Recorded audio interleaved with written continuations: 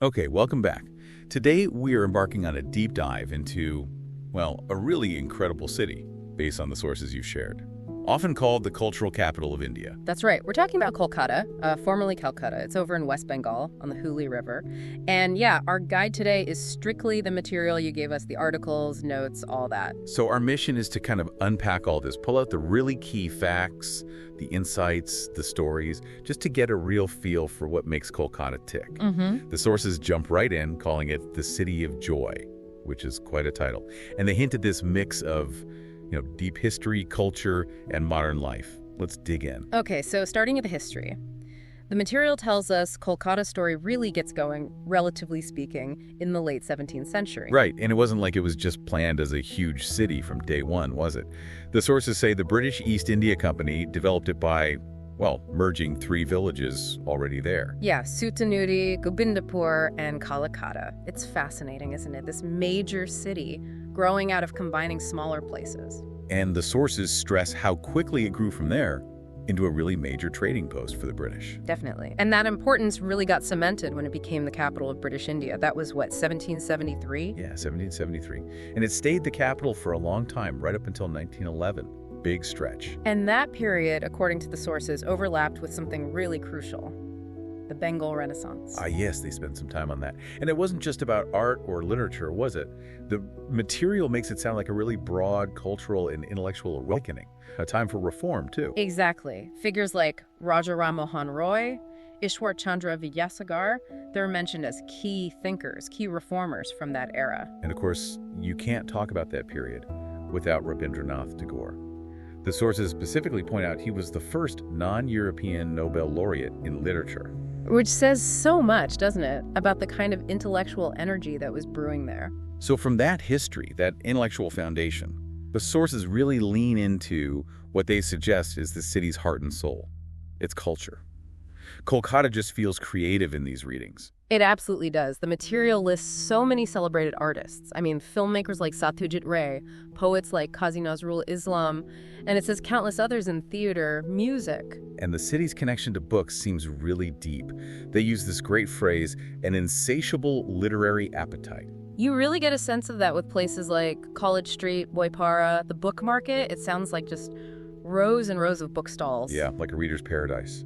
And they highlight the annual Kolkata International Book Fair, too, saying it's huge, draws massive crowds, really underlines that love for books. But the culture isn't just quiet reading. The sources paint a picture of huge celebrations, too, Durga Puja especially. Right, they call it the grandest, the most important festival, one that basically takes over the entire city for days. And it's stressed that, yes, it has religious roots, but it's become this massive cultural event. The sources talk about these amazing art installations, the pandals. Yeah, Kemp Road pavilions. Right, and fashion, music, and of course food everywhere. It sounds like the whole city gets involved artistically. And beyond Durga Puja, they mention a really active theater scene, groups like Nandikar, venues like Girish Mancha. And music, too. Everything from Rabindranath Tagore's songs to modern Bengali rock bands. It seems like it's just woven into daily life. And you can actually see this history and culture in the buildings, right? Yeah.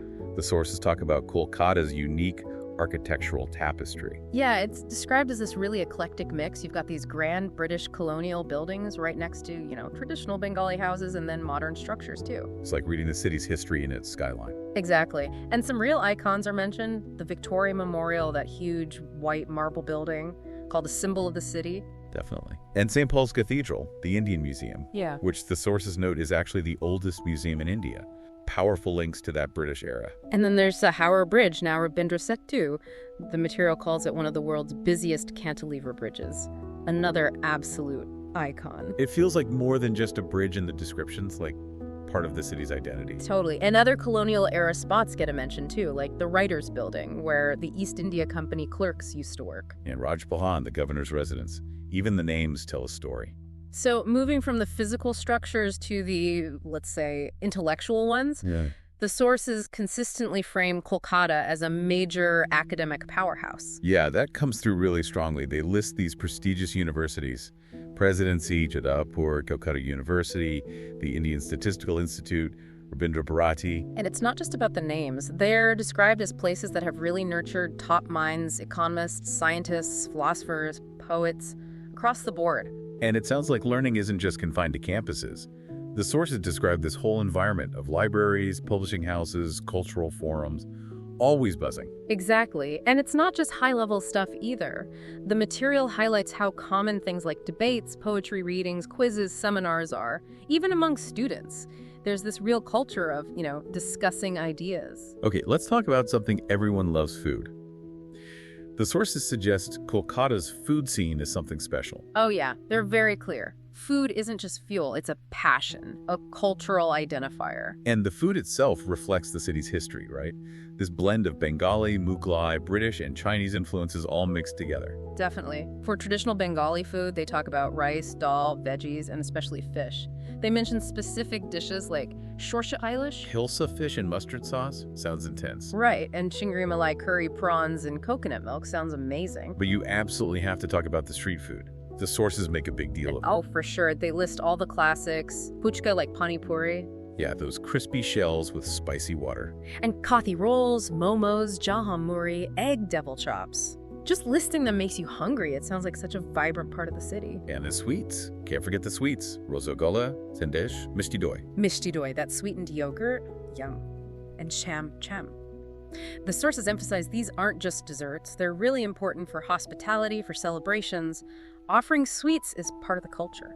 So with all this going on, how do people actually get around? Let's look at transport. Well, Kolkata has some interesting transport first. It was the first city in India with a metro system way back in 1984. And the sources say it's still a really key way to commute. And it has something unique in India today. The tram network is still running. Adds a certain charm, the sources suggest? Yeah, a bit nostalgic perhaps. For bigger journeys, Howrah and Sealdah train stations are mentioned as massive hubs, among the busiest in the whole country, connecting Kolkata everywhere. Plus the airport, Netaji Subhas Chandra Bose International, and locally, the classic yellow taxis are still there, alongside app cabs, buses, auto rickshaws. And even ferries on the Hooghly River, so quite a few options for navigating the city. Beyond just moving around, there's another huge passion the sources highlight: sports. Yes, and here there's an interesting point made. While cricket is massive across India... It's king everywhere else, basically. Right. But in Kolkata, the sources state pretty clearly, football is like a religion. And that rivalry, Mohun Bagan versus East Bengal, sounds legendary with huge crowds and just fierce loyalty. Absolutely. But it's not only football. They mention national-level players coming out of Kolkata in things like table tennis and chess, too. So a bit broader than just football mania. And cricket fans do have Eden Gardens, which the sources call one of the oldest, most iconic cricket grounds anywhere. True. And they also mention things like marathons, athletics meets, local tournaments happening. So the sporting spirit seems alive and well. So bringing all these pieces together, the history, culture, food, sports, how does Kolkata function today? The sources talk about modern Kolkata and community life. Yeah, and they paint a picture of contrasts. North Kolkata is described as holding on to its older charm, narrow lanes, old houses, traditional markets. Whereas South Kolkata and places like Salt Lake or Bidhanagar are presented as more modern. IT parks, shopping malls, newer housing complexes. Sector V in Salt Lake gets a specific mention as the tech hub. Lots of IT companies, startups, growing industries like fintech, edtech, creative fields too. But even with all this modernization, the sources really stress that the community spirit is still incredibly strong. Definitely.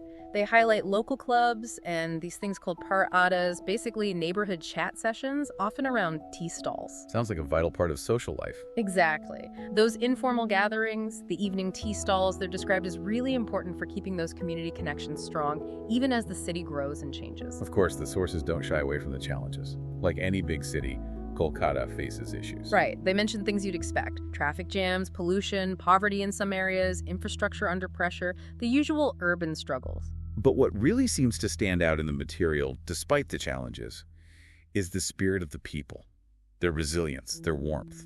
Yeah, Kolkatans are described in the sources as, generally helpful, having a great sense of humor, being very intellectual, and definitely having strong opinions. Sounds about right for a city buzzing with ideas. And the sources suggest the city's real uniqueness is this ability to hold on to its heritage, its community feel, while still moving forward, still adapting. They even list places where you can supposedly feel this spirit.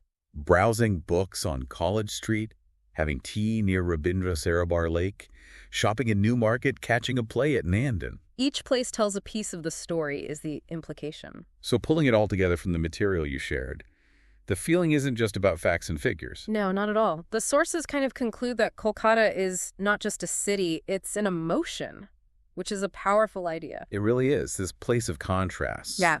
Old and new, tradition and progress, intellect and street smarts. And the final thought seems to be that no matter who you are, visitor, student, foodie, artist, Kolkata, draws you in, welcomes you, and leaves a real mark.